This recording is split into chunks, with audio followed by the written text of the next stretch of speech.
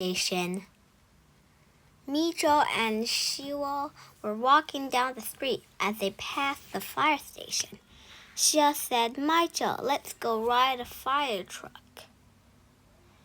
"Well," said Mijo, "I think maybe I should ask my mother. And I think maybe I should ask my father. And I think we should go in," said Sheila. Then she grabbed Michael's hand and pulled him up the door. Shook a knock, bling, bling, bling. A large firefighter came out and asked, "What can I do for you?" "Well," said Michael, "maybe you could show us a fire truck and a horse and a rubber boot and ladders and all sort of stuff like that." "Current," said the firefighter. "And maybe," said Sheila, "you will let us drive a fire truck?" "Currently, no," said the firefighter. They went in and looked at the ladders and horses, a big rubber boot. Then they looked at little fire truck and big fire truck. Let's an enormous fire truck.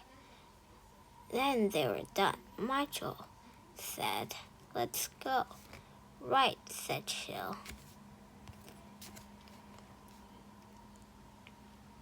While they were in the truck, the fire alarm went off. Clang, clang, clang, clang, clang. "Uh-oh," said Michael. "Oh, yes," said Sheila. Into the back seat, firefighters came running from all over. They slid down poles and ran outstairs. Then they jumped into the truck and drove off. The firefighter did not look in the back seat. Michael and Shiver were in the back seat.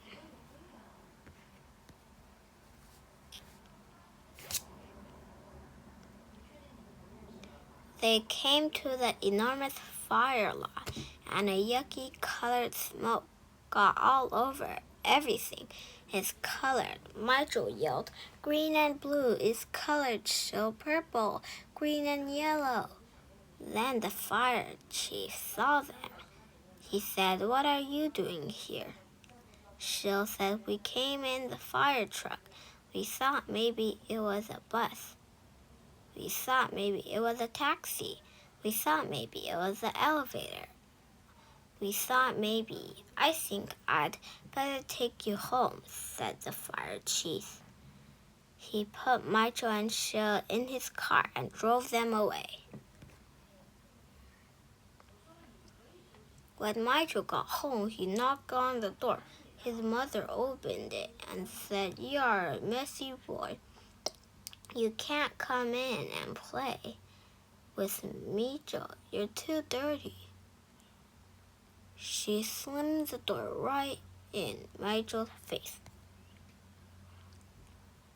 "My own mother," said Mijo. "She didn't even know me." His mother opened the door and said, "You dirty boy. You can't come in and play with Mijo. You're too dirty. Absolutely filthy. You're a total mess. You're, oh my, uh-oh, you're Mijo." Mijo went inside and lived in a bathtub for 3 days until he got clean.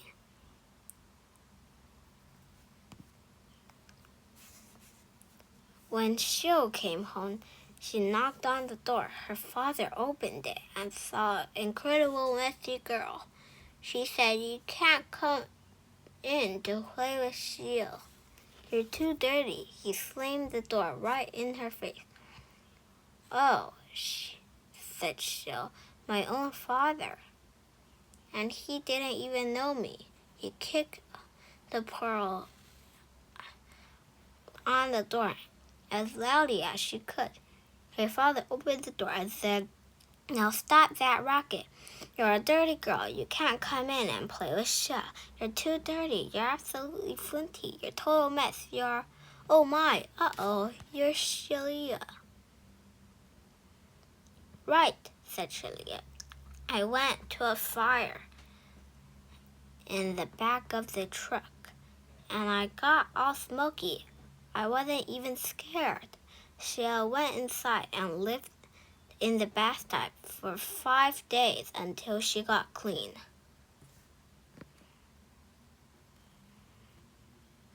Then Michael took Sheila and walked past the police station. She told her, if we take me into another fire truck, I'm not going to ask the police to pull you in jail.